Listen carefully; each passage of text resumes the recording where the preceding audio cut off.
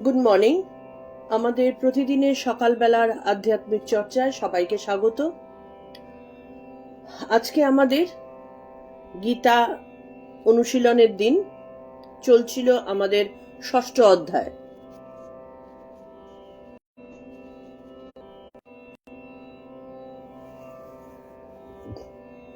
ষষ্ঠ অধ্যায় আমাদের বেশ অনেকটাই এগিয়ে গেছে, আর অল্প একটুই বাকি রয়েছে। তো পুরোটা আমরা মানে শ্লোক পড়তে পড়তে এলে অ্যাকচুয়ালি উচিত পুরোটা পড়া, কিন্তু পুরোটা পড়তে পড়তে গেলে যেটা সমস্যা হচ্ছে, আমাদের আলোচনার সময়টা, যেহেতু অনেকখানি শ্লোক রয়েছে, আলোচনার সময়টা কম হয়ে যায়। তো সেই কারণে আমরা অর্ধেক থেকে শুরু করব। সে 20 নম্বর শ্লোক থেকে আমরা শুরু করব। তোমরা 2-4 জন যারা এসে গেছো আমাকে একটু জানিয়ে দাও, আমরা তাহলে শুরু করব। গুড মর্নিং মিতাদি। এই গুড মর্নিং গুলোর জন্য আমি খুব বসে থাকি। গুড মর্নিং গুলা, তোমরা আসলে বেশ একটা পরিপূর্ণতা আসে যে ব্যাস আমার সঙ্গী সাথীরা চলে এসেছে আর কি।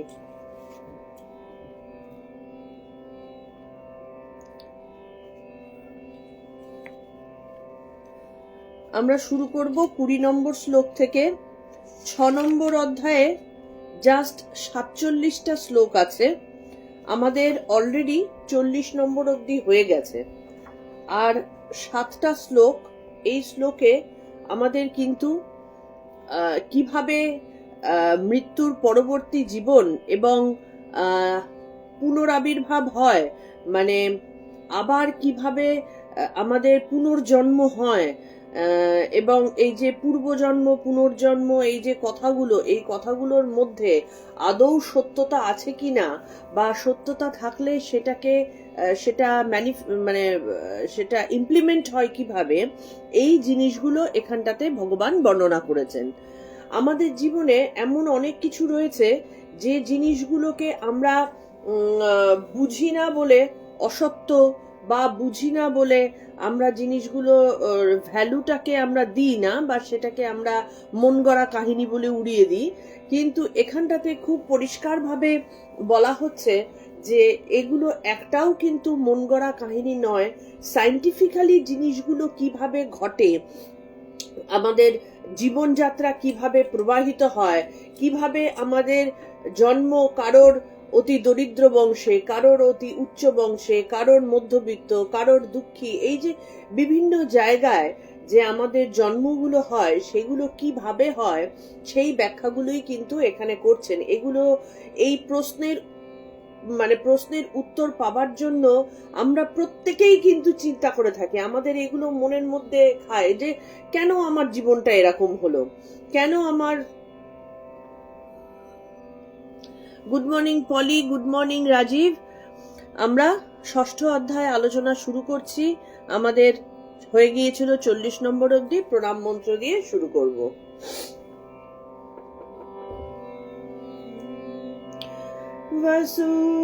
वसुदेवसुतं देवं कंसचाणूरमर्दनं देवकी परमानन्दं कृष्णं वन्दे जगद्गुरुं, कृष्णं वन्दे जगद्गुरुम्। ॐ श्री परमात्मने नमः। श्रीमद्भगवद्गीता अथ षष्ठोऽध्यायः।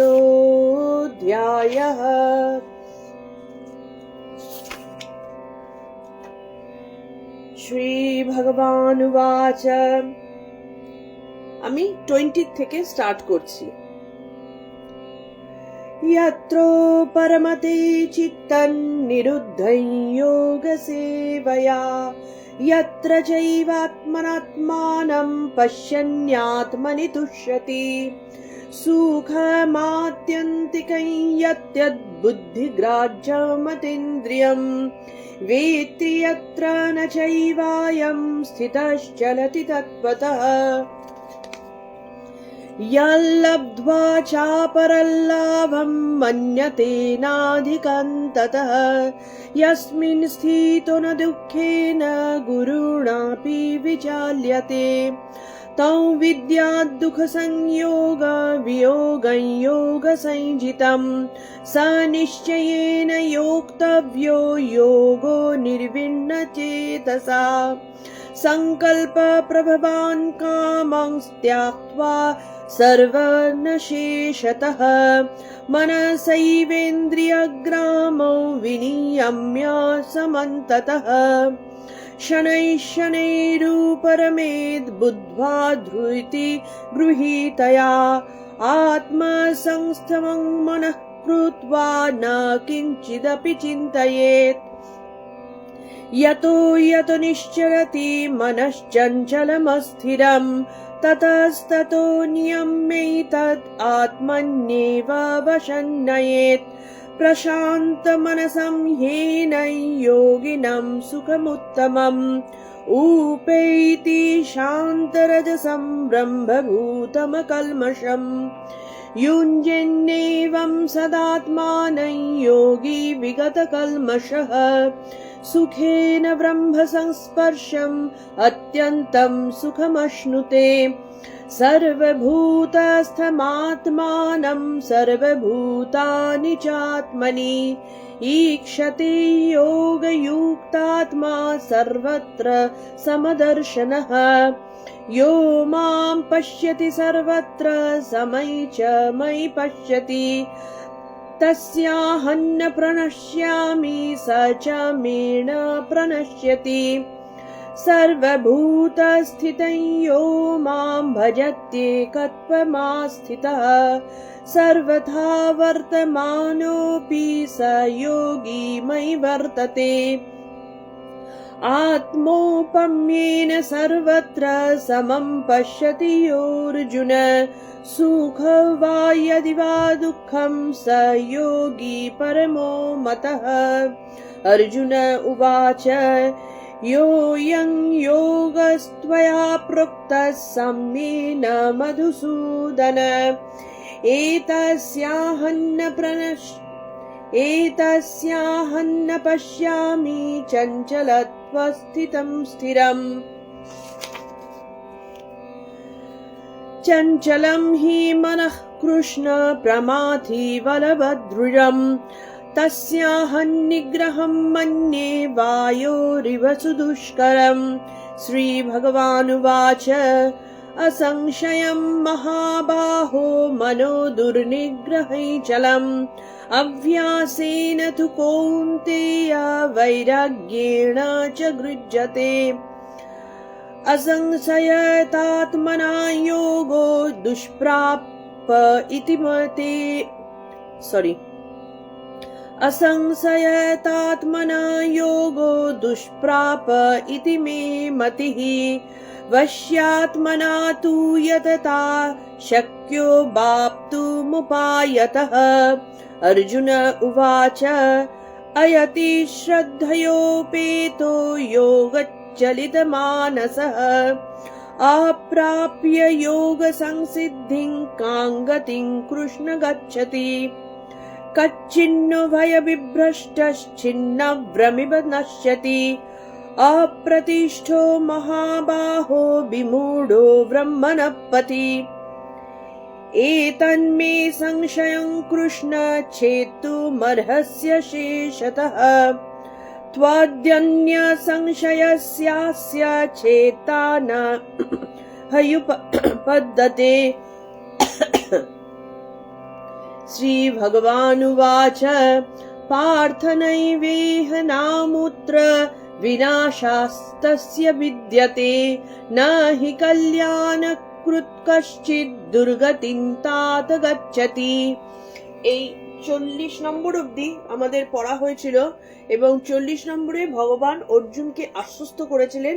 অর্জুনের প্রশ্নটা কি ছিল যে যে বারবার করে কেউ কোনো যোগী যদি পথভ্রষ্ট হয়ে যায়, কোনো যোগী যদি তার যোগভ্রষ্ট হয়ে যায়, তাহলে এই যে সারা জীবন ধরে সে কিছুটা হলেও তো যোগ সাধনা করলো, কিছুটা হলেও তার মধ্যে একাগ্রতা ছিল, এটা কি নষ্ট হয়ে যায়? তাহলে বা সে যখন যোগভ্রষ্ট হয়ে পদস্খলন যখন তার হলো, তখন কি সে এই দেহ ত্যাগের পরে, দেহ চলে যাওয়ার পরে সে ছিন্ন মেঘের মতন যত্রতত্র ঘুরে বেড়াবে? তার কি কোনো গতি হবে না?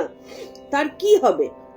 এটা অর্জুনের মতো আমাদের সবারই কিন্তু মনে প্রশ্ন যে আমি এই যে, কারণ আমরা যখন কোনো সঠিক কাজ করি বা অন্যায় কাজ করি, দুটোরই কিন্তু আমাদের অন্তর্মন জানে যে আমরা কোনটা ঠিক করছি কোনটা ভুল করছি। যে কারণে প্রচুর যুক্তি দিয়েও যখন একজন অন্যায়কারী নিজেকে এস্টাবলিশ করার চেষ্টা করলেও তার মধ্যে কিন্তু একটা ভীতু ভাব থাকে, বা একটা জোর করে সে অন্যকে দাবিয়ে ক্ষমতার প্রভাবে সে নিজেকে এস্টাবলিশ করার চেষ্টা করে। কিন্তু কেউ যদি সত্য কাজ, সঠিক কাজ করে থাকে, তাহলে তাকে কিন্তু জোর করে এস্টাবলিশ করতে হয় না, সেটা অটোমেটিক্যালি এস্টাবলিশ হয়েই যায়, তার জন্য তাকে চিন্তা করতে হয় না। কিন্তু অন্যায়কারীকে সেই চেষ্টা করতে হয়। তার মানে অন্যায়কারী খুব ভালো মতোই জানে যে আমার কিছু একটা গন্ডগোল হয়ে যাবে। তো তাহলে যে যোগভ্রষ্ট হচ্ছে তার কি গতি হবে আমরা তো বুঝতে পারি না। তো তখন ভগবান বলছেন যে পার্থ, তুমি কোনো চিন্তা করো না, কারণ যে আমাদের অনেকগুলো লোক আছে, যে বিভিন্ন লোক মানে বিভিন্ন ডাইমেনশন, বিভিন্ন ডাইমেনশন মানে আমার যে জায়গাটা আমার জন্য প্রাপ্য, ঠিক সেই জায়গায় আমারই সমগোত্রীয় লোকজনগুলো থাকবে। যেমন অনেক সময় দেখবে আমরা নিজেদের মধ্যে স্বগতোক্তি করি, এই পৃথিবীটা আমার জন্য নয়, এই সমাজটা আমার জন্য নয়, আমি এখানটাতে থাকতে পারছি না। তার কারণ কি? আমরা আমাদের মনের সাথে, আমাদের জীবনের সাথে, চিন্তা ভাবনার সাথে এই সমাজের লোকগুলোকে মেলাতে পারছি না, যে কারণে আমরা কষ্ট পাচ্ছি, আমাদের মন কেউ বুঝছে না, আমরা অশান্তির মধ্যে ভোগ করছি। মানে ঠিক যেটা পেলে আমাদের মনে একটা আনন্দ থাকবে, আমাদের খিদে মিটবে, সেই জিনিসটা পাই না, যে কারণে আমরা কিন্তু দুঃখে দুঃখে কাটাই। ওই রকম যখন নিজের সমগোত্রীয় লোকজনকে না পাই, সমগোত্রীয় সমাজকে না পাই। কিন্তু যদি এমন কোনো জায়গা, এই যে যেমন তোমাদের সাথে আমার যখন ইন্টারাকশন হচ্ছে, আমাদের একটা খুব মনে আনন্দ হয় কিনা যে এই যে সময়টুকুর জন্য অন্তত আমরা মোটামুটি এক ধরনের চিন্তা ভাবনা করছি। সুতরাং আমাদের মধ্যে সেই হিংসে, আকাঙ্ক্ষা, হ্যাঁ, নিজেদেরকে নিয়ে পরশ্রী কাতরতা, এই ব্যাপারগুলো থাকবে না, এটাই কাম্য, একটা মনে আনন্দ হয়। তো ঠিক তেমনি এই যে বিভিন্ন লোকের কথা বলা হচ্ছে, সেই লোকগুলো যার জন্য যেটা প্রযোজ্য, উপযুক্ত, ঠিক সেই অবস্থাটাকে তৈরি করা, সেই অ্যাটমসফিয়ারটাকে তৈরি করা। আমার যদি মানসিকতা থাকে যে আমি খুব পরিচ্ছন্ন চিন্তা ভাবনা করি, বা আমার অন্তরে একটা সাধক প্রবৃত্তি আছে বা শান্ত প্রবৃত্তি আছে, আমি সেই রকম জায়গায় যাব যেখানটাতে বাদবাকি যতজন আছেন সবাই একই ভাবনায় ভাবিত। আগের দিন আমরা শ্রীরামকৃষ্ণ লোকের কথা বলেছিলাম। শ্রীরামকৃষ্ণ লোক মানে কি? সেখানে যারাই আছেন শ্রীরামকৃষ্ণ মনোভাবাপন্ন, তার ভাবে ভাবিত শ্রীরামকৃষ্ণ লোক। ঠিক তেমনি অনেক, এবং এক একটা লোকের এক একটা কি বিশেষত্ব আছে। এই লোকে হয়তো জাগতিক যে ভোগ বাসনাগুলো কমপ্লিট হয়নি, সেগুলো ওখানটাতে পূর্ণ করবার মতন অবস্থান রয়েছে। কোনো জায়গায় হয়তো খুব ভালো লোক, তার কি বলবো, আধ্যাত্মিক চর্চার করার মতন তার মানসিকতা, তার সেই রকম জায়গা রয়েছে। এই রকম এক একটা ব্যাপার আর কি। তা সেই রকম বলছেন যে আমাদের অনেক ধরনের ইয়ের মধ্যে, সেই লোকের মধ্যে ব্রহ্মলোক, পিতৃলোক, এই ধরনের লোক রয়েছে। তাহলে তারা কি করেন? এই রকম যারা যোগভ্রষ্ট হয়, তাদের স্বর্গে বা মর্তে কোথাও বিনাশ নেই, মানে তারা ধ্বংস হয়ে যাবে না, তারা ওই চিহ্ন মেঘের মতো ঘুরে বেড়াবে না।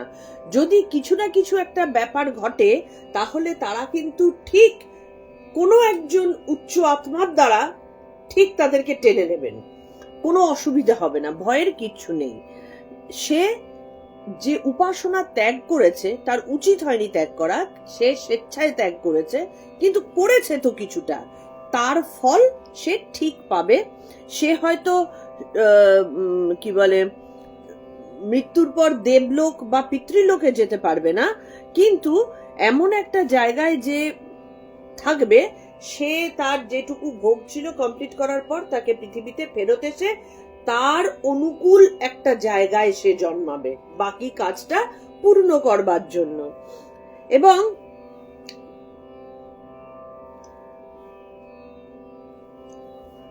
এই জন্মে সে যখন জন্মাবে, তার পূর্ব জন্মের ভেতরে একটা সংস্কার ছিল, একটা শুভ কাজ করব, একটা নিজের আত্মিক উন্নতি করব, সে ওই সংস্কারটা নিয়ে জন্মাচ্ছে। তো এমন একটা পরিবারে সে জন্মগ্রহণ করবে যেখানে সে ওই ব্যাপারটাকে আরো প্রস্ফুটিত করবার মতো অনুকূল পরিবেশ তৈরি করতে পারবে। তো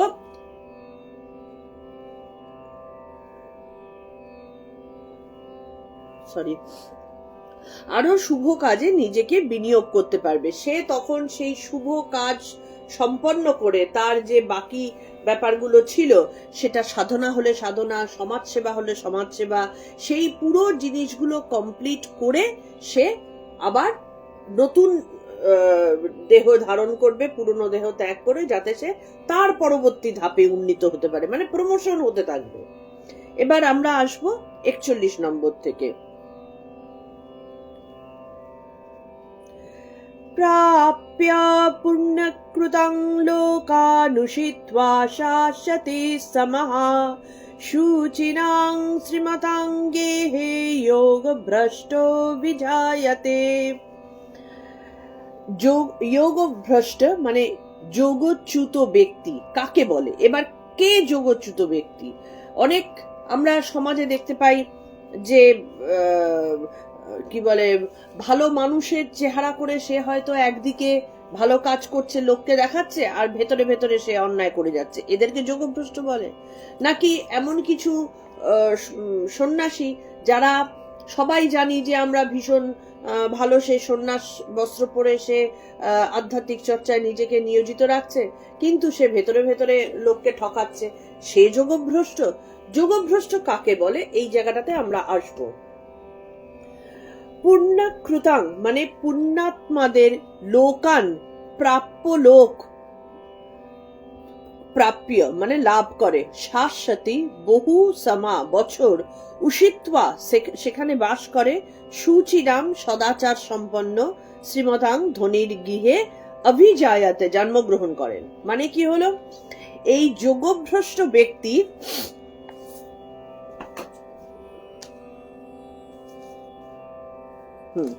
প্রথমে বলি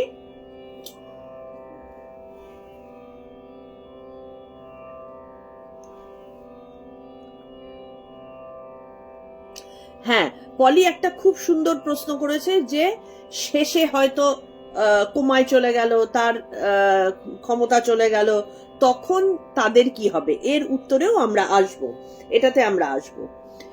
এই যে যোগভ্রষ্ট, এই প্রশ্নের উত্তরে যোগভ্রষ্টর উত্তর মানে কাকে বলে সেটা আসবে। যোগভ্রষ্ট দু রকমের হয়। একরকম হচ্ছে মানে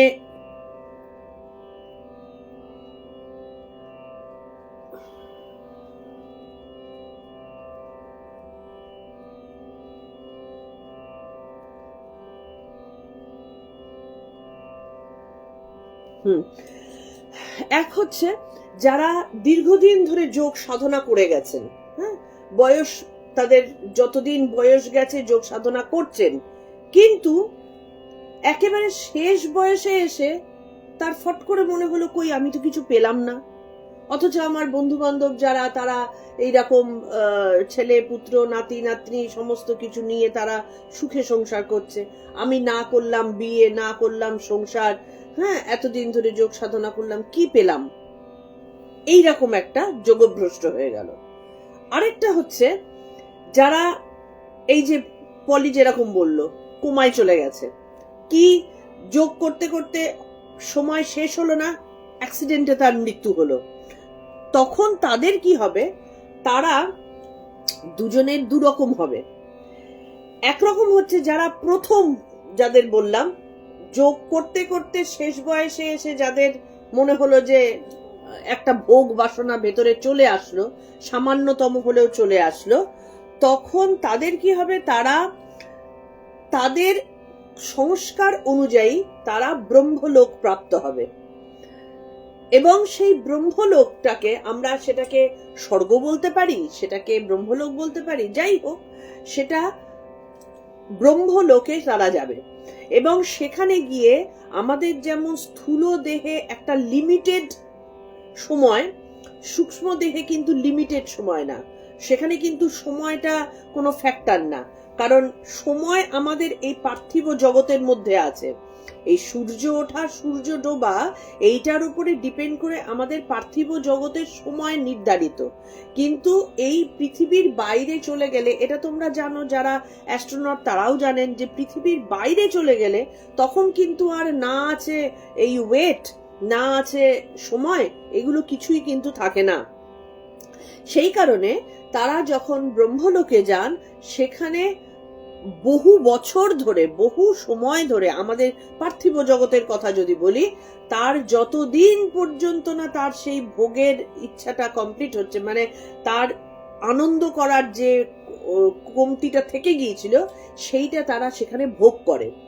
সেখানটাতে তারা বিভিন্ন, এবার ভোগটা তোমরা বলতে পারো আমার তো বিয়ে করার ইচ্ছে ছিল, তো আমি একটা নারী সঙ্গ করার ইচ্ছে ছিল, আমার তো সেটা কমপ্লিট হতো, ওখানে গিয়ে নারী সঙ্গ করব, ওখানে কি একটা নারী আছে, এরকম না, এটা তো জাগতিক কামনা হয়ে গেল, তা না।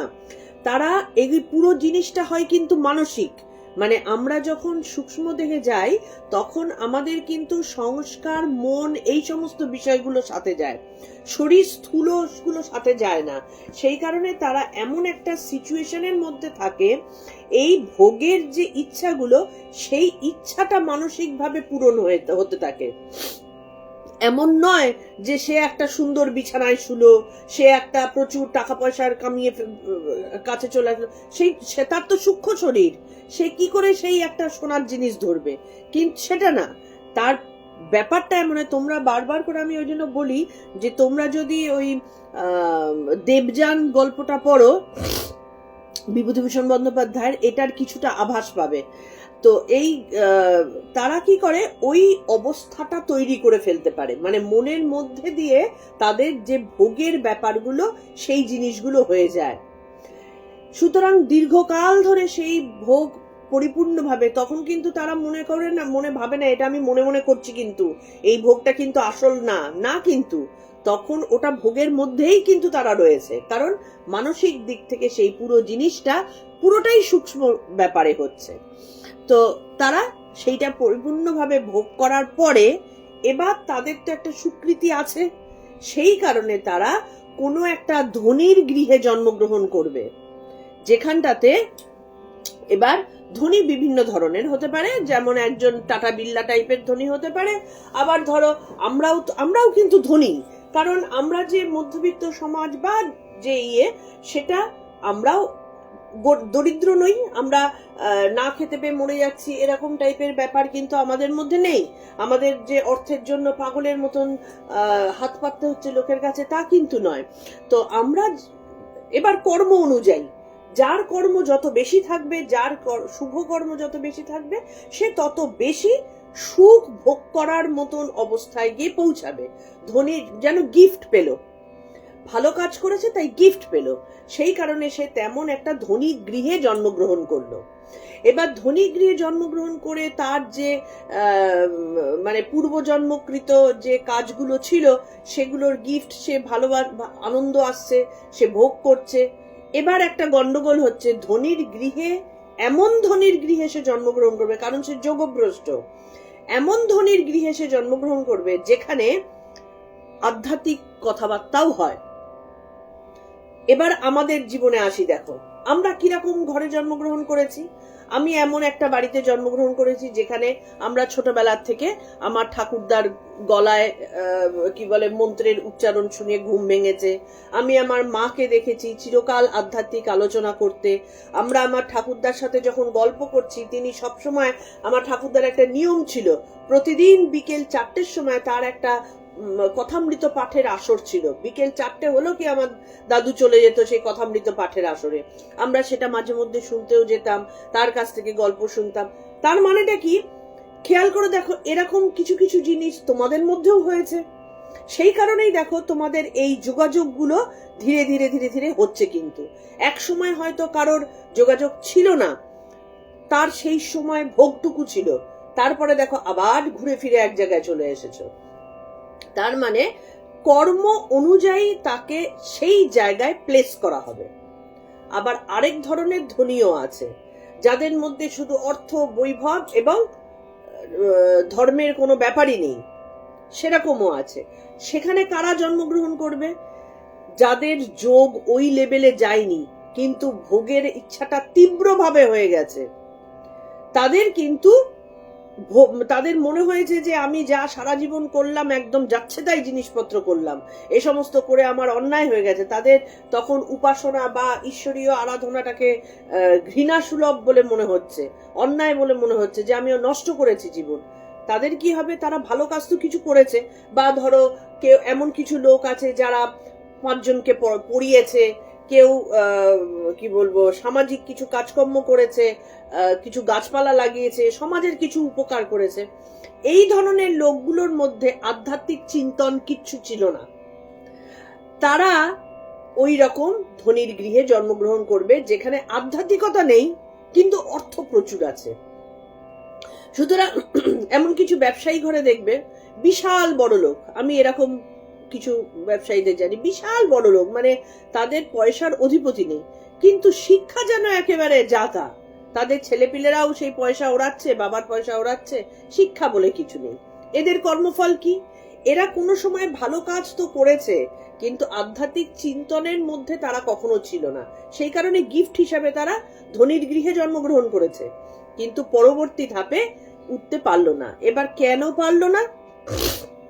কারণ যেই ধনীর গৃহে জন্মগ্রহণ করলো, ভালো কাজ, ভালো মন একসময় তার ছিল, সমাজ সেবা করেছে সে, হ্যাঁ, সুদ চিন্তা ভাবনা করেছে, কিন্তু তার মধ্যে যেহেতু আধ্যাত্মিক চিন্তন ছিল না, সে পুরোপুরি ভোগের মধ্যে আবার ঢুকে গেল, এবং ঢুকে গিয়ে অবভিয়াসলি অতিরিক্ত ভোগে তাদের পতনের সূত্রপাত হয়। অতিরিক্ত ভোগ থেকে যদি কোনোভাবে সে নিজেকে উন্নত করতে পারে, যে আমি এটা কি ভোগ করছি, তখন তার আবার অন্যদিকে টার্ন নিয়ে নেয়। কিন্তু অধিকাংশ ক্ষেত্রেই এই ধরনের ধনী যারা হয়, তাদের সেই অধঃপতনের দিকেই তারা চলে যায়। যে কারণ আমার তো প্রচুর পয়সা আছে, আমার বাবার প্রচুর ক্ষমতা আছে, আমি যা খুশি তাই করতে পারি, এই করতে গিয়ে তাদের পতন হয়, আবার পতন হয়ে গেল।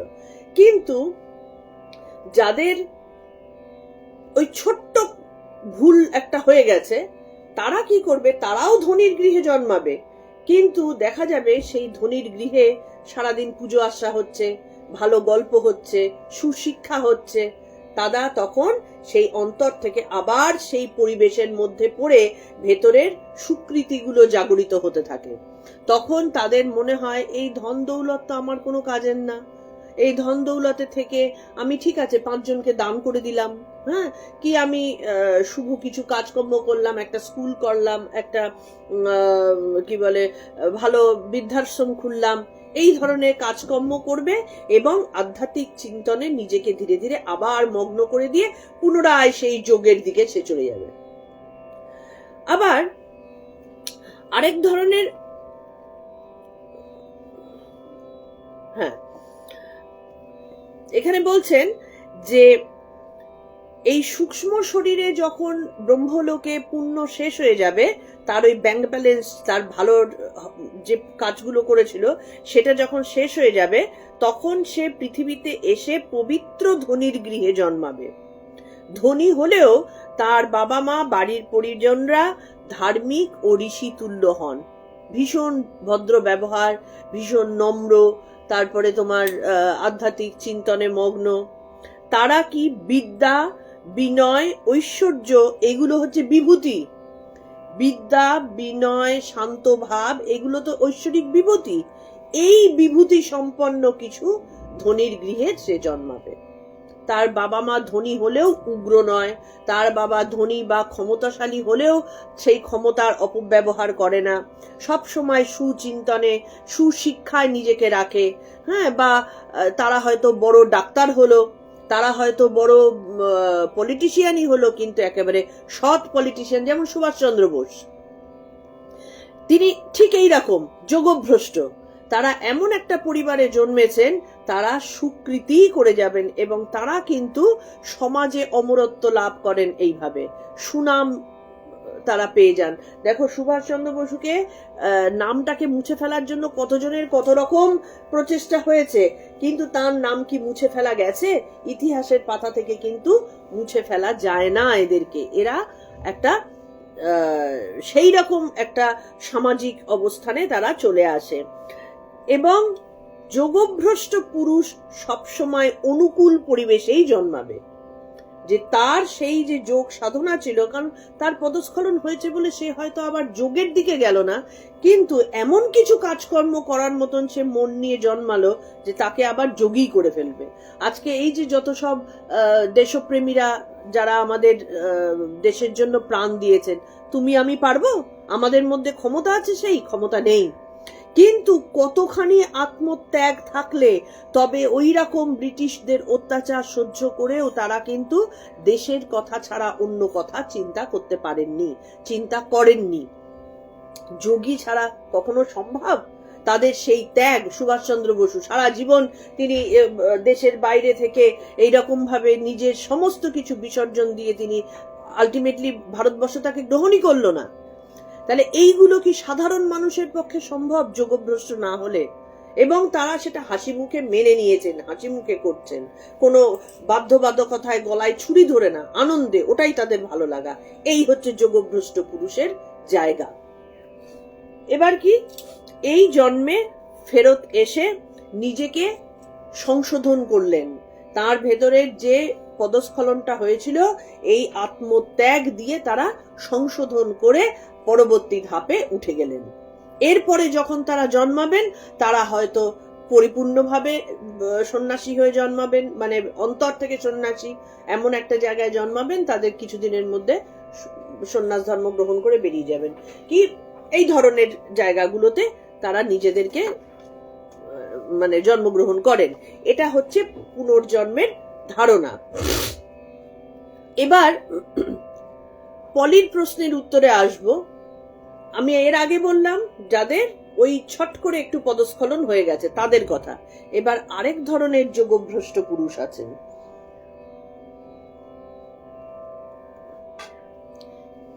তারা কিরকম? তাদের নিজেদের কোনো দোষ নেই, একটা অ্যাক্সিডেন্ট হয়েছে, মারা গেল, কি সারা জীবন ধরে সে ঈশ্বরের নাম, ঈশ্বরের ধ্যান সবকিছু করে গেছে, কিন্তু একটা সময় আসলো সে এইভাবে তার মাথায় চিন্তা না থাকলোই না, সে অ্যালজাইমার হয়ে গেছে, কোমায় চলে গেছে। তাদের কি গতি হবে? তাদেরটা খুব সুন্দর জিনিস হয়, মানে সত্যিকারের যোগী। এইটাকে বলা হয় হচ্ছে, এই কথাটাকে একটা কি বলা হয়েছে, দাঁড়াও, আমরা 42 নম্বরে সেই জিনিসই আসবো। হ্যাঁ, 42 নম্বর শ্লোকটা আগে পড়ে নিই আমরা।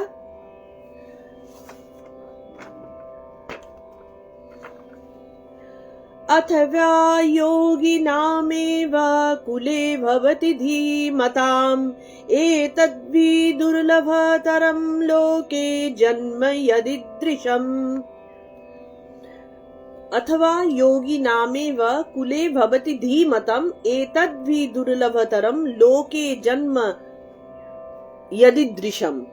অথবা, ওই একটা হয়েছে, অথবা আরেকটা কি হয়, জ্ঞানবান, ধীমতাম মানে জ্ঞানবান, যোগী নাম এব, যোগীদেরই কুলে বংশে, ভবতি জন্মগ্রহণ করেন, ঈদৃশম এইরূপ, যৎ জন্ম যে লোকে, ইহলোকে, এতম হি এটি, দুর্লভতরম অতি দুর্লভ, পলি যে প্রশ্নটা করেছ সেইটার উত্তর এই 42 নম্বরে দেওয়া আছে। আরেক ধরনের যোগভ্রষ্ট পুরুষ হয় যারা যোগ সারা জীবন করার পরেও হঠাৎ করে তাদের এরকম একটা অবস্থা আসলো, কি অল্প বয়সে মৃত্যু হয়ে গেল, তখন তাদের কি হবে। এখানে বলছেন এই ধরনের লোকেরা যে জায়গায় জন্মগ্রহণ করেন সেই জন্ম অতীব দুর্লভ, সেটা সহজে হয় না, অতীব দুর্লভ। কারণ যোগভ্রষ্ট পুরুষ তারা কেবল জ্ঞানী বংশে জন্মগ্রহণ করেন, জ্ঞানী এবং যোগী তারা কেবল যোগীর বংশেই জন্মগ্রহণ করবেন এবং তারা দরিদ্র হবেন। তারা কিন্তু যোগের কারণে পুরস্কার পেয়ে ধনী বংশে জন্মগ্রহণ করবেন না। তারা কোন বংশে করবেন? তারা যোগীর বংশেই করবেন এবং তারা দরিদ্র হবেন। এই দরিদ্র হওয়ার জন্য কি হবে? তাহলে আমি যোগী হয়ে লাভটা কি হলো? আমি দারিদ্রতা ভোগ করলাম না। এই দারিদ্রতা, কিন্তু দারিদ্রতার মধ্যেও তারা পূর্ণভাবে ঈশ্বরীয় ভাবে ভাবিত থাকার কারণে নিজেকে আরো তাড়াতাড়ি ঈশ্বরের দিকে নিয়ে যেতে পারবেন। যা সংস্কারটুকু ছিল মানে জাগতিক কোনো কারণে তাদের গন্ডগোল হয়ে গেছে, তাদের মৃত্যু হয়ে গেছে, কিন্তু মনে তীব্র আকাঙ্ক্ষা আছে, তীব্র সেই বাকিটা থেকে গেছে, সেইটা তখন তারা ঝড়ের বেগে এগিয়ে নিয়ে চলে যায়। শ্রীরামকৃষ্ণের পরিবার, সারদা মায়ের পরিবার, এই হচ্ছে তাদের বংশ। তারা দরিদ্র হন, কিন্তু তারা রামচন্দ্র কি বলে আমাদের ঠাকুরের বাবা, তিনি তার একটা থাকার জায়গা পর্যন্ত নেই, তাকে জমিদার কি বলে ঝামেলা করে তাকে গ্রাম থেকে তাড়িয়ে দিল। বন্ধুর দয়ায় সে একটা জমি জায়গা পেয়ে কোন রকমে একটা যজমানগিরি করে, কিন্তু তার উদ্দেশ্যটা কি? ঈশ্বরের জন্য আমি জীবন দিয়ে দেব, সত্য বই মিথ্যা কখনো বলবো না। সত্য বলার কারণেই তো তার এই কাণ্ডটা হয়েছিল, এই জমিদারের কাজ কুনজরে পড়েছিলেন। কিন্তু সেই ঈশ্বরের আরাধনা ছাড়া, ঈশ্বরকে না প্রসাদ দিয়ে জলগ্রহণ করব না। এই যোগীর গৃহে তাদের জন্মগ্রহণ হয়। এটা অতীব দুর্লভ, এটা সহজে হয় না। ঠাকুর অবতার হিসেবে এই সমস্ত বংশে অবতারদের জন্মগ্রহণ হয়। স্বামীজির বাবা প্রচুর পয়সাওয়ালা লোক ছিলেন, কিন্তু স্বামীজি যখন নিজে বড় হচ্ছেন, দারিদ্রতা, চরম দারিদ্রতা, কিন্তু তারা তো ধর্ম থেকে সরে আসেননি। তাদের সেই যে ভক্তি, সেই ভক্তি ভাব তাদের মধ্যে তীব্রভাবে থেকে গেছে। এইগুলো হচ্ছে যোগীদের জন্ম। এই যোগীদের কি হয়? ওই যে দারিদ্রতা তারা পাচ্ছে বা ওই যে কষ্ট তারা পাচ্ছে, তাতে তাদের আরো মানে আগুনের মতন লক করে তাদের জ্ঞান দীপ জ্বলতে থাকে। তারা তখন ধেয়ে যাবে একেবারে ঈশ্বরীয় সাধনার দিকে। দারিদ্রতা তাদেরকে কোনোভাবে গ্রাস করতে পারে না। এখানে বলছেন বাড়ির পরিবেশ, ঈশ্বর চিন্তা, বাড়ির পরিবেশটা এমন, বলছেন মৃত্যুর পর তিনি দরিদ্র জ্ঞানী যোগীদের বংশে জন্মগ্রহণ করেন। তিনি এমন একটা পরিবারে জন্মাবেন যেখানে সবাই যোগ অভ্যেস করেন, ঈশ্বর চিন্তা করেন, ধ্যান ধারণায় মগ্ন। বাবা মা বাড়ির সবাই এক সূত্রে গাঁথা। ঈশ্বর ছাড়া তারা কিচ্ছু বোঝেন না, কিছু জানেন না। বাড়ির পরিবেশই তাকে প্রেরণা জুগিয়ে চলে। বলে হ্যাঁ ঈশ্বরের নাম করবে বই কি। আর যারা ধনী অথচ ঈশ্বরের নাম করছে, তারা কি বলবে? বাবা তুমি ঈশ্বরের নাম করো, ভালো থেকো, তোমাকে বড় হতে হবে, শিক্ষিত হতে হবে, তোমাকে শিক্ষায় দীক্ষায় একটা সমাজের কেউ হতে হবে। আর এরা কি বলবে? হ্যাঁ তুমি ঈশ্বরের নামই করবে, তোমার সন্ন্যাসী নিতে ইচ্ছে করছে, হ্যাঁ তুমি সন্ন্যাসী নেবে, তুমি এরকমই হবে। মনে মনে তারা আনন্দ পান, হ্যাঁ আমার ছেলে এইদিকে যাচ্ছে। এক কথা, জীবনের লক্ষ্য তো ঈশ্বরকে জানা, তাকে নিয়ে আনন্দ করা, তার সাথে এক হয়ে যাওয়া, এক কথায় ঈশ্বর হয়ে যাওয়া। সত্যি এই রকম পরিবার জগতে দুর্লভ। এই প্রকার জন্ম হচ্ছে মোক্ষের অনুকূল। এই জন্মে যারা জন্মাবে, এই বংশে যারা জন্মাবে, তাদের মোক্ষ অবশ্যম্ভাবী। তাই অতিশয় দুর্লভ। এবার বলতে পারো সিসি মায়ের পরিবারের সবাই কি মোক্ষ পেয়ে গেছে? তারা মোক্ষ পেয়ে গেছে, তারা অনেক ভুল ভ্রান্তি করেছে, কিন্তু ওই বংশে যে অবতার এসে জন্মালেন তিনি তখন টেনে তুলে দেবেন। যদি বা কোনো রকমের ভুল ভ্রান্তি কেউ করেও ফেলে থাকে, তখন সেই অবতার পুরুষ ওই বংশে জন্মগ্রহণ করে তাদের টেনে তুলে দেবেন একেবারে। এইরকম ভাবে একটা আমাদের জগৎ, সংসার, ব্রহ্মাণ্ড সবকিছু চলতে থাকে। সুতরাং কারোর কোনো ভয় নেই। ঈশ্বর বলছেন যে একবার ঈশ্বরের নাম তোমরা যদি করো, কোনো ভয় নেই, কোনো না কোনো ভাবে আমাদের দেখবার জন্য লোক আছে, তারা ঠিক জায়গায় ঠিকভাবে আমাদেরকে নিয়ে চলে যাবে। কেউ পথভ্রষ্ট হবে না, কেউ ভয় পেও না।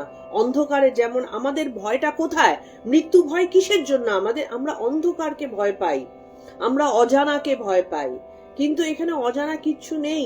অন্ধকার যদি থেকেও থাকে, তোমার সামনে জ্যোতি স্বরূপ ঠিক কেউ না কেউ চলে আসবেন, যিনি তোমার মনোভাবাপন্ন হবেন, তোমাকে হাত ধরে তাদেরকে নিয়ে যাবেন, তাদের জায়গায়, ঠিক জায়গায় নিয়ে যাবেন। আবার যখন সেখানটাতে শেষ হয়ে যাবে, সময় শেষ হয়ে যাবে, একেবারে তোমার জন্য দ্য বেস্ট জায়গাতেই তিনি তোমাকে স্থাপনা করবেন। এইভাবে আমাদের জগৎ সংসার চলতে থাকে। বলতে গেলে গলা ভারী হয়ে আসে যে আমরা কত বোকা, খালি ঈশ্বরকে দোষারোপ করতে থাকি যে তুমি আমাকে দুঃখ দিলে, তুমি আমাকে এই জন্মে পাঠালে, তুমি আমাকে কেন এটা করলে, ক্ষমতা কেন দিলে না। পুরোটাই তো আমরা তৈরি করে যাচ্ছি। যা যেভাবে আমরা কসরত করে যাব, যেভাবে আমরা কর্ম করে যাব, ঠিক সেই রকম ভাবে সেই জিনিসে আসবে। যারা অজ্ঞান, যারা সমাজে খালি ক্ষতিকর, তাদের জন্য তাদেরই মতো লোক আসবে। কি করে একটা সমাজে ক্ষতিকর লোক এক্সপেক্ট করতে পারে যে আমি যখন মারা যাব তখন আমার সামনে যিনি আসবেন তিনি আমার উদ্ধারকর্তা হবেন? তা না, তখন তাদের কাছে তাদেরই মনোভাবাপন্ন রাগ, হিংসা, জ্বলন, কি বলে ক্ষমতাশালী, দাপটি, সেই রকম এঞ্জেলরাই আসবে। আমরা যাদেরকে যমদূত বলি, আমরা ভাবি এগুলো হচ্ছে গল্প কথা কাহিনী, এগুলো একটাও গল্প কথা কাহিনী না। আমাকে নিয়ে যাওয়ার জন্য আমার পরিবেশ যেটাতে উপযুক্ত, সেখানে নিয়ে যাওয়ার লোক ঠিক চলে আসবে। কিচ্ছু শেষ হয়ে যায় না, সব থেকে যায়। তাই বলছেন যে আসলে আমাদের লক্ষ্য হলো মুক্তি, আবার জ্ঞান লাভ না হলে মুক্তি লাভ করা যায় না। তাহলে আবার জ্ঞান লাভ করতে গেলে কি করতে হবে? শরীর ধারণ করতেই হবে। শরীর ধারণ করে আমাদের জন্মে জন্মে জ্ঞান লাভ করে একটু একটু করে আমাদের মোক্ষের দিকে এগিয়ে যেতে হবে। তাই যোগী পুরুষের শরীর অসময়ে চলে গেলেও, এই যে কোমাতে চলে গেলেও, অ্যালঝাইমার হয়ে গেলেও, তার কিন্তু সংস্কারের মধ্যে ওটা থেকে যাচ্ছে। সেইটা আবার মানে পুনর্চালনা করবার জন্য শরীর ধারণ করে তাকে ফিরে আসতে হয় এবং পূর্ণ অনুকূল পরিবেশে তাদের জন্ম হয়। ঠাকুরের বাড়িতে যখন দারিদ্রতা ছিল, ঠাকুরকে কি দারিদ্রতা স্পর্শ করতে পেরেছিল? তিনি অবতার পুরুষ দেখে শুনে ওই রকম একটা বংশে জন্মগ্রহণ করলেন, যেখানে দারিদ্রতা আছে কিন্তু অন্তরে যোগ আছে। এইগুলো হচ্ছে অনুকূল পুরুষ। আমাদের যখন দারিদ্রতা আসে, আমরা উন্মাদ হয়ে যাই, কি খাবো, কি পরবো, কি হবে, চিন্তার চোটে কেউ কেউ হয়তো চুরি চামারি করে ফেললো, ঘুষ নিয়ে ফেললো, অন্যায় কাজ করে ফেললো। কিন্তু যারা সৎ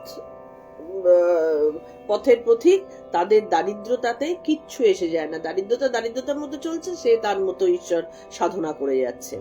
এই রকম বংশেই অবতার পুরুষ জন্মান। তখন তার মানে এই নয় তাহলে ভগবান বুদ্ধ কি করে জন্মেছিলেন। অ্যাকচুয়ালি পুরো ব্যাপারটাই হচ্ছে তোমার মনে কি অবস্থা রয়েছে। যশোধরা তিনি অন্তর থেকে যোগী ছিলেন, সুতরাং সেই বংশে বুদ্ধের জন্মানোর কোনো মানে প্রবলেম ছিল না। তো তাই বলছেন যে তিনি আবার ফিরে আসবেন, কিন্তু এমন পরিবারে আসবেন যে পরিবার তাকে লক্ষ্যের দিকে এগিয়ে দেবে। সারাদিন ঈশ্বরীয় কথা শুনবে, ঈশ্বরীয় আরাধনা হতে থাকবে, কিছু না কিছু একটা হবে। বাস্তবিকই সেইটা করলে শীঘ্র লক্ষ্যের দিকে এগিয়ে যাবেন। এবং যোগ অভ্যাসের প্রবণতা একবার শুরু করলে সেই প্রবণতা তাকে ঠেলে ওদিকে নিয়ে চলে যাবে। শঙ্করাচার্য 9 বছর বয়স, সেই বয়সের মধ্যেই তার শাস্ত্র অধ্যয়ন হয়ে গেছে, মনে বৈরাগ্যের জন্ম এসছে। হঠাৎ করে হয় এই জিনিস তিনি নিয়ে এসেছেন ভেতরে তীব্র বৈরাগ্য, বাড়িতে অনুকূল পরিবেশ পেয়েছে, সেই রকম সাধু সন্ন্যাসী মহান পুরুষেরা তার বাড়িতে আনাগোনা করছেন, ব্যাস হয়ে গেল। সেই অনুযায়ী তার ভেতরে বিবেকের যে ছিল, ধুনোটা ছিল, সেটাতে আগুন ধরা হয়ে গেল, ব্যাস তার মধ্যে বিবেক বৈরাগ্য চলে এসে আজকে তিনি সেই জায়গায় পৌঁছে গেলেন। তাহলে এইরকম ভাবে আমাদের জন্ম ঠিক হয়, এরকম ভাবে আমাদের জীবন ঠিক হয়। আমরা আসবো এরপরে 43 নম্বরে।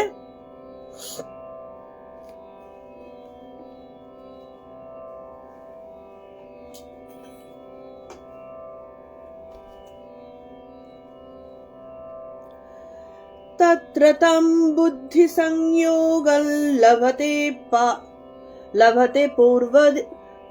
पूर्वदेहिकं यतते च ततो भूय संसिद्धौ कुरु नन्दन। तत्र तं बुद्धि संयोगं लभते पूर्वदेहिकं यतते च ततो भूय संसिद्धौ कुरु नन्दन। माने की কুরুনন্দন, হে কুরুপুত্র, ভগবান অর্জুনকে বলছেন, হে কুরুপুত্র, তত্র মানে সেই জন্মে, পৌর্বদেহিকম পূর্ব দেহজাত, তং বুদ্ধি সংযোগম সেই মোক্ষ বিষয়ে বুদ্ধি লভতে লাভ করেন। এই যে শঙ্করাচার্যের কথা বললাম, ততঃ চ তারপর, ভূয়ঃ পুনরায়, সংসিদ্ধৌ ইয়ততে মুক্তি লাভের জন্য যত্ন করেন। তার মানে কি, হে কুরুনন্দন, সেই যোগভ্রষ্ট পুরুষ পূর্বজন্মের সুকৃতির ফলে এই জন্মে মোক্ষ বিষয়ক বুদ্ধি লাভ করেন। তার ভেতরে মানে কিভাবে সায়েন্সের সাথে আধ্যাত্মিকতা মিলে যাচ্ছে দেখো। তিনি এমন একটা বংশ চুজ করবেন যে বংশে তার বাবা মা আধ্যাত্মিক চিন্তন, শিক্ষা, যোগ এগুলো নিয়ে হয়েছে।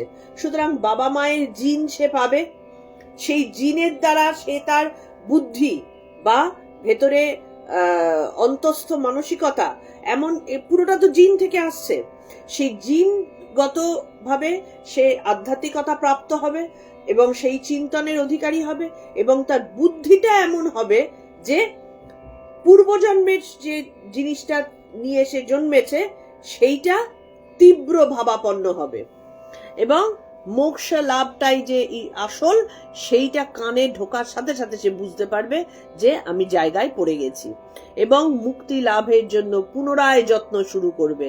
ওই যেটুকু বাকি থেকে গিয়েছিল, কি বলে, পদস্খলনের জন্য, কি আমাদের বিছানায় পড়ে যাবার জন্য, কি আমাদের এই তোমার অ্যাক্সিডেন্টে হঠাৎ করে মৃত্যু হয়ে গেছে, এই সবের জন্য যে বাকি থেকে গেল, তার ভেতরে তো আধ্যাত্মিকতার আকাঙ্ক্ষাটা রয়েছে। এবার ধুনো হিসেবে পরিবার যোগ দিল, জিন তৈরি করলো, তার বুদ্ধি তৈরি হলো সেই রকম ভাবে। সে জেনে গেল জন্মেই, শঙ্করাচার্য জেনেছিলেন জন্মেই, তিনি জানছেন 9 বছরের মধ্যে তিনি জেনে যাচ্ছেন এই জগৎ সংসার মিথ্যা। সুতরাং তার সেই বুদ্ধি তাকে চালনা করা শুরু হলো। সেই অনুকূল পরিবেশে জন্মগ্রহণ করে আগের জন্মে তার যে গুণগুলো ছিল সেই গুণগুলো কিন্তু এ জন্মেও থাকবে। এক একজন, এই যে শকুন্তলা দেবী, তিনি এমন একটা অদ্ভুত মস্তিষ্ক যে তাকে হিউম্যান কম্পিউটার বলা হচ্ছে। তার মানে কি, তার মধ্যে সেই গুণটা ছিল, সে সেটাকে এগিয়ে নিয়ে গেল, ধাঁ করে যেন আগুন পেয়ে জ্বলে ওঠে। সেই বুদ্ধিকে তিনি কাজে লাগান। তখন পূর্বজন্মের সুকৃতির ফলে তিনি মোক্ষ বিষয়ক বুদ্ধি লাভ করেন। এই যে বিভিন্ন ঘর থেকে, ভালো ভালো ঘর থেকে দেখবে এক একজন সন্ন্যাসী হয়ে যাচ্ছে, সেইটুকু সময়েই তারা ঘরে থাকে যেটুকু তাদের ভোগ বাকি ছিল, সেই ভোগটুকু কমপ্লিট যেই হয়ে গেল, সন্ন্যাসের দিকে চলে গেল। কিছুতেই তাকে আটকানো যাবে না, হাজার চেষ্টা করো ঠিক হয়ে যাবে। তাহলে এবার বুদ্ধি কাকে বলে? আমরা যে বুদ্ধি বুদ্ধি করে কথা বলছি, সে বুদ্ধি কাকে বলে? বুদ্ধিমান বা বুদ্ধি বলে সেই বিচার করার ক্ষমতা যার আছে। কোন বিচার? ন্যায় অন্যায়, পাপ পুণ্য, উচিত অনুচিত, এই বোধ, এই বিচার করার ক্ষমতা যেটা, সেটাকে বুদ্ধি বলে। আমি যে বুদ্ধিতে আরেকজনকে ল্যাং মেরে আমি ওপরে উঠলাম, যে বুদ্ধিতে আমি অফিসের একটা কলিগকে সরিয়ে দিয়ে আমি বসের প্রিয় পাত্র হলাম, সেই বুদ্ধিকে বুদ্ধি বলে না, সেটাকে বুদ্ধি, সেটাকে চাতুরতা বলে, চালাকি। চালাকি আর বুদ্ধি দুটোর মধ্যে পার্থক্য আছে। বুদ্ধি হচ্ছে সেটাই যা তোমাকে উচিত অনুচিত বিচার বোধ দেবে, যা তোমাকে ন্যায় অন্যায় বোধ দেবে, সেইটা হচ্ছে বুদ্ধি, যে এটা ঠিক করছি না আমি। যে বুদ্ধির দ্বারা আমরা জ্ঞান লাভ করতে পারি, সেইটাই হচ্ছে প্রকৃত বুদ্ধি। এই সৎ বুদ্ধি আমার চোখ খুলে দেবে, এই সৎ বুদ্ধি আমাকে বলে দেবে যে এইটা করো, এটা করো না। এই জ্ঞান বুদ্ধি কিন্তু এক জন্মে হয় না, এটা পূর্বজন্মের সংস্কার। যখন কাউকে আমরা বুদ্ধিমান লোক বলি, আমরা অজ্ঞানতার বশে, যে প্রচুর পয়সা করতে পারছে বা যে তার টাকাকে খাটিয়ে 10কে 20 করতে পারছে, আমরা তাকে বুদ্ধিমান বলি। সে বুদ্ধিমান নয়, সে ব্যবসায়ী, সে চালাক। কিন্তু বুদ্ধিমান হচ্ছে সে যে ঠিক বুঝতে পারে যে আমি এই কাজটা করে আমার আধ্যাত্মিক উন্নতি হবে না, আমার মোক্ষ প্রাপ্তি হবে না। এই যে আমরা সবাই মিলে শুনছি পড়ছি, বুদ্ধিমান আমরা এরা, যে আমরা সাংসারিক কাজকর্ম ছেড়ে 1 ঘন্টা সময়ের জন্য হলেও, জেদ করে হলেও আমরা এখানে বসছি, এইটাকে বলে বুদ্ধি। কারণ আমি জানি এটা আমার চারিত্রিক উন্নতি ঘটাবে, এটা আমার বিবেকের উন্নতি ঘটাবে, এ আমার মধ্যে জ্ঞান দেবে। আমাদের মধ্যে অনেক অজ্ঞানতা আছে, এক জন্মে এই কটা দিন 2 বছর 5 বছর শুনে হবে না, কিন্তু কিছুটা হবে, আমরা এগিয়ে যাব, এটাকে বলে বুদ্ধি। এবং এটা কিন্তু পূর্বজন্মের সংস্কার থেকে আসে, এমনি এমনি আসে না। শরীরটা আমি এ জন্মে লাভ করেছি, অর্থাৎ মৃত্যুর সঙ্গে স্থূল দেহের নাশ হয়েছে। আগের জন্মে আমি যা করেছি তাই আমার মনে সঞ্চিত আছে। ওই জন্যেই এ জন্মে কি বলে, পারিবারিক ইয়ের থেকেও পায়, জিন থেকেও লোকে পায়, আবার নিজে চতুর্দিকে দেখে সেখান থেকে লোকে তুলে নেয়। কিছু খারাপ ছেলে মেয়ে দেখবে বাচ্চা বয়স থেকে একেবারে, এর কি বলে, পরীক্ষার আগে আমার সাথেই হয়েছে। একেবারে পরীক্ষার আগে, গোপা আমাকে আমার এই নোটসটা নেই, নোটসটা দিবি? আমি নোটসটা দিলাম, 2 দিন বাদে ফেরত দেবো, 2 দিনের জায়গায় 5 দিন যায়, 10 দিন যায়, ফেরত দেয় না।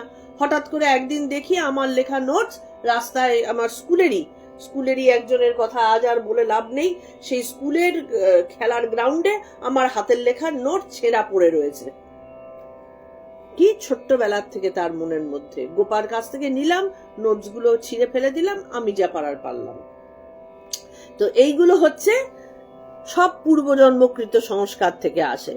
এবার এই সংস্কারজাত বুদ্ধি আমাকে এ জন্মের কাজগুলো করতে প্রভাবিত করবে। মনের মধ্যে খালি আসবে, না পারলেও, অবস্থা নেই, পরিবেশ নেই, কিন্তু মনের মধ্যে হাঁকুপাকু হচ্ছে যে এইটা করতে পারছি না, এইটা করতে পারতাম।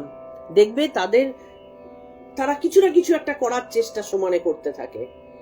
এই হচ্ছে যোগভ্রষ্ট মানুষের লক্ষণ। এবার এখানে বলছেন, প্রশ্ন হচ্ছে, যোগভ্রষ্ট পুরুষকে কি আবার প্রথম থেকে শুরু করতে হবে? তখন ভগবান বলছেন, না, আগের জন্মে তিনি যতটা সাধন করেছেন তারপর থেকে আবার শুরু হবে। উদাহরণ হিসেবে ধরেছেন, কোনো একজন ব্যক্তি কলকাতা থেকে কাশী যাচ্ছে, এবার কোনো কারণে তার বাস বা ট্রেন বা কিছু একটা খারাপ হয়ে যাওয়ার জন্য তাকে মাঝপথে বৈদ্যনাথ ধামে নেমে পড়তে হলো। তারপরে যখন কাশী সে যাবে, ওখান থেকে তার উদ্দেশ্য কাশী যাওয়া, সে কি আবার কলকাতায় ফিরে গিয়ে যাবে? না, সে বৈদ্যনাথ থেকে যাওয়ার চেষ্টাটা করবে। সুতরাং আমাদের জার্নি কখনো পিছিয়ে যায় না, জার্নি সব সময় এগিয়ে যায়।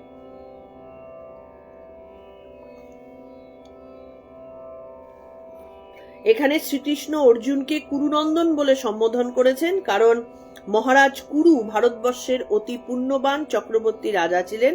তাই অর্জুনকে উৎসাহ দিয়ে শ্রীকৃষ্ণ বলছেন, তুমিও যোগভ্রষ্ট, তুমিও চেষ্টা করলেই আত্মজ্ঞান লাভ করতে পারবে। এখান থেকে এবার এই যে কথাগুলো আমাদের পড়া হলো, আজকে 3টে শ্লোক আলোচনা হলো, 41, 42, 43। এই 3টে শ্লোক আলোচনায় আমার মনে হয় খুব পরিষ্কারভাবে আমরা আমাদের জীবন যাত্রাগুলোকে দেখতে শিখে যাচ্ছি। এবারে আর কেউ কখনো ভগবানকে অনুযোগ করবে না যে আমার কেন এরকম হলো, যা আমি করেছি তাই আমি পাচ্ছি, সেই মন নিয়ে করেছি। এবার সেই মনকে উন্নততম করার মতন পরিবেশ আমাদের অলরেডি কিন্তু হাতের কাছে এসে গেছে। কত লোক আছে বলতো এই ফেসবুক ঘাঁটছে, ফেসবুকে থাকছে, অথচ এই কথাগুলো শুনছে না। তো তাদের সাথে আমাদের যে একটা পার্থক্য আছে এটুকু তো বোঝা যায়। তো সেই কারণে এই যে সুযোগটা আমরা পেয়েছি, ঈশ্বরের পরম কৃপায় আমরা এই জায়গায় জন্মগ্রহণ করেছি, এই রকম বন্ধুত্ব পেয়েছি, এই রকম পরিবেশ পাচ্ছি, সেটাকে হাতছাড়া করা নেই। কারণ অনেকখানি সময় আমরা কাটিয়েছি, বাকি সময়টা যাতে কাজে লাগাতে পারি তার জন্য আপ্রাণ প্রচেষ্টা আমাদের করে যেতে হবে এবং চেষ্টা করতে হবে যাতে করে শুভ কাজ, কি শুভ কাজ, মানুষকে এইসবের মধ্যে ইনভলভ করা, নিজেরা বলে বলে বলে বলে একবারে হচ্ছে না 10 বারে, 10 বারে হচ্ছে না 100 বারে বলে কিছু মানুষজনকে এ পথে নিয়ে আসা, এটা কিন্তু আমাদের সমাজ সেবা, এটা আমাদের শুভ কাজের পরিচয়। এইভাবে আমাদের এগিয়ে যেতে হবে। তো বোঝা গেছে, আশা করি তোমরা এগুলো নিয়ে আজকে চিন্তা করবে। চিন্তা করলে আমাদের কিন্তু অনেক প্রশ্নের উত্তর আমাদের চোখের সামনে এসে হাজির হবে। এটা বিশেষ প্রয়োজন এবং কেমন লাগছে সেটা আমাকে মাঝে মধ্যে জানাবে, তাতে আমি নিজে ইন্টারেস্ট পাই, নিজের একটু এনার্জি বাড়ে, কারণ আমি যা বুঝছি সেটাই তোমাদেরকে জানাচ্ছি। এবার সেইটা তোমরা কতটা বুঝছো, তোমাদের কেমন লাগছে সেটা জানলে আমার বোঝাটা সার্থক হয়। আজকে তবে এটুকুই, আমরা প্রণাম মন্ত্র দিয়ে শেষ করছি।